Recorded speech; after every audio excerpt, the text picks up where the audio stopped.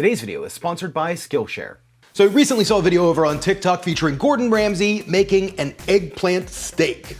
Now this eggplant steak looked phenomenal, but I was really curious about how the heck that could even come out tasting anything like a steak. So what we're gonna do is we're gonna put together the Gordon Ramsay TikTok steak out of an eggplant. Monica and I are gonna give it a legit taste test, and we're gonna see, does Gordon Ramsay actually know how to make plant-based food? So I don't know, let's find out. I'm gonna follow along with the TikTok and see if we can turn this eggplant into a legitimate plant-based steak.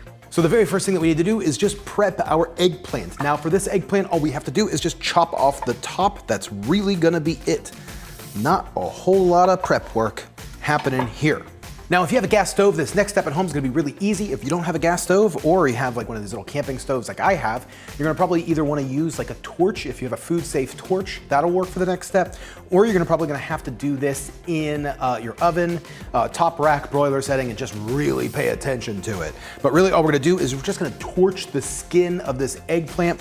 This is just like how you would torch any pepper to remove the skin, or just really torching anything to remove the skin.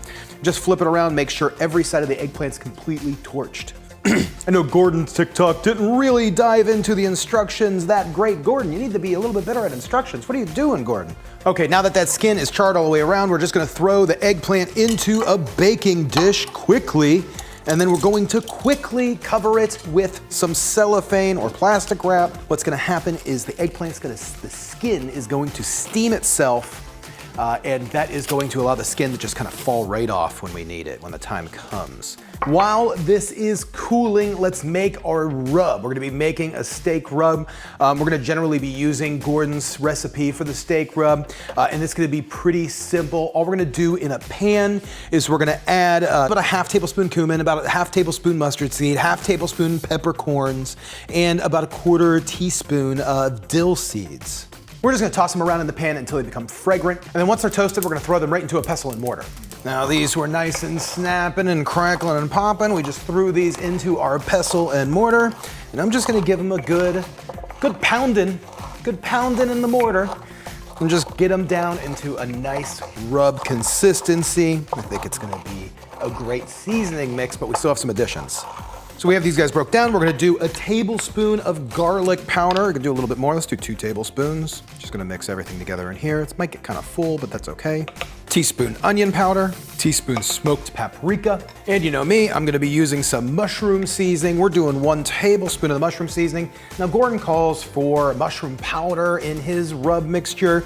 That's different than mushroom seasoning. Mushroom seasoning is like a mushroom extract. It's what I use on this show all of the time. This is like my secret ingredient, but it is magic. It shouldn't even be called mushroom seasoning. It should be called magic seasoning because it makes everything taste phenomenal. And it's gonna do the same for this. We're gonna add in about half of a teaspoon of crushed red pepper for the end. That's gonna be it for this.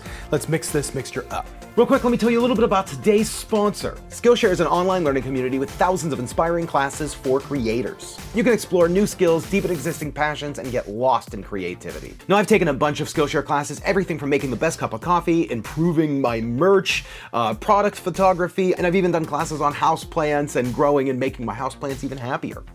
And now I'm starting a class called Video for Instagram, Tell an Engaging Story in Less Than a Minute. It's by Halise Narvaez, who is a digital storyteller, YouTuber, video producer, and I love these types of classes because it's made by somebody who knows how to keep you engaged. She goes through everything from finding your inspiration, picking your themes, how to do different like jump cuts. So far it's a pretty awesome class, and I'm excited to bring you more engaging stories. Skillshare is curated specifically for learning, meaning that there's no ads and they're always launching new premium classes so you can stay focused and follow wherever your creativity takes you. And it's less than $10 a month with an annual subscription. So gang, the first 1,000 of you that click the link in the description below will get a free trial of premium membership so you can explore your creativity. I know you're gonna love it. Skillshare is awesome. One of my favorites. Thanks, Skillshare. Okay, so after just a little bit, the eggplant seems like it's probably ready to handle. I just touching the top, and it's still hot. I mean, it's definitely still hot, but it's cool enough to where we can touch it. So all we're gonna be doing is just really easily peeling back the skin. It shouldn't be hard to do. Be kind of gentle with it because your eggplant is now soft in areas. I've been wanting to do this eggplant steak thing for a little while. There is a restaurant, I wish I remember what restaurant it was. I saw it not that long ago. I think I saw it on Instagram where they were making an eggplant Wellington, and it really looked phenomenally good. So if this comes out, I really expect to see some of you making an eggplant Wellington. I think that'd be pretty cool. Okay, so that looks pretty good. I'm pretty happy with it. That looks like Gordon's eggplant that he did. I feel pretty good that we're on the right track. So at this point, we're just going to completely coat this in its rub. Just make sure that it's all nice and completely, all sides, coated in that steak rub, and really kind of work it in there, you know? We want this to be really part of this steak. Let's cover this with some salt. I got some coarse kosher salt. I think that's gonna be pretty good. Top and bottom. This rub is looking pretty epic. It's looking nice and steaky, nice and meaty. I am liking it. And then all we're gonna do is just throw this back in its baking dish. We're gonna hit it with some olive oil on both sides. And then all we're gonna do is just lightly pour over some red wine and make sure there's enough to just add a little bit to the bottom of this baking dish along with the oil. Red wine's gonna kind of braise this a little bit, and just like right off the bat, this is looking awesome. So at this point, this is looking and smelling awesome. These seasonings with the wine and everything, just love that smell. But we're gonna throw this in the oven. We're gonna roast it for about 30 minutes. Once that's roasted, we're gonna re-season both sides, flip it over, roast for another 30 minutes. Okay, first half hour's up. We've pulled this out of the oven, and this looks really good. I'm gonna carefully give it a flip. I pulled it all the way out of the oven just to be safe. Now that it's flipped, throw it back in the oven, 30 more minutes. Okay, so now that we did that, we're gonna create our basting broth. So this has to cook for 30 more minutes. We're gonna create our basting broth, which is then gonna go over the top of this, and it's gonna finish this steak off. This is gonna be really good. It's really simple. We just need a saucepan, and in the saucepan, we're gonna add 1 cup of red wine, about a ½ cup beet juice, a few sprigs of rosemary. Then we're gonna bring that to a boil and simmer that down by a lot more than about half. So about when there's left about a half to a quarter of a cup. Once we have that down to about a quarter of a cup of liquids, and you're gonna have to watch because that's gonna rapidly boil down, and once it gets that low, you can start burning it, so pay attention. Now we're gonna add in a bouillon. This is a vegan better than bouillon. You can see it has the little V right there. This one specifically is an onion bouillon.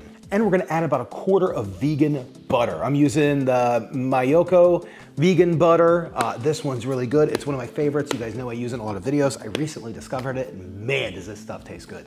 Once we have that whisked in, we're gonna remove it from the heat. And now we're gonna add in 2 tablespoons of soy sauce and 1 tablespoon of A1 sauce.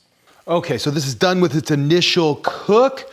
I'm just going to flip this over again. Kind of coming apart a little bit, and I'm telling you, I'm not really happy with the inside of that, the way that looks on the inside. I'm gonna add about half of our basting liquid. We're gonna lower the heat in our oven to around 300 degrees, and we're going to continue basting this. We're gonna cook it for another 15 to 20 minutes, or until it seems like it's starting to dry out and starting to resemble a steak a lot more. It's coming along pretty good.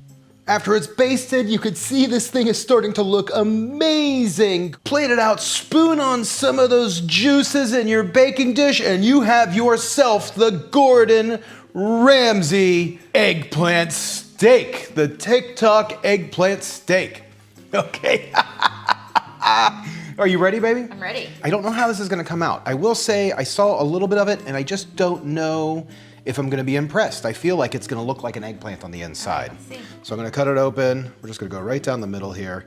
It's super soft, it's very soft. I mean, this is definitely eggplant soft. It looks like an eggplant. And it looks like an eggplant on the inside. Doesn't mean it won't taste like a steak. I know, we'll see. I want this to be really good. I wanna be able to, like, you know, go from here, you know, but with as cocky as Gordon Ramsay, oh, and it's just mushing. It's just kind of like mushing a little bit. So that says something.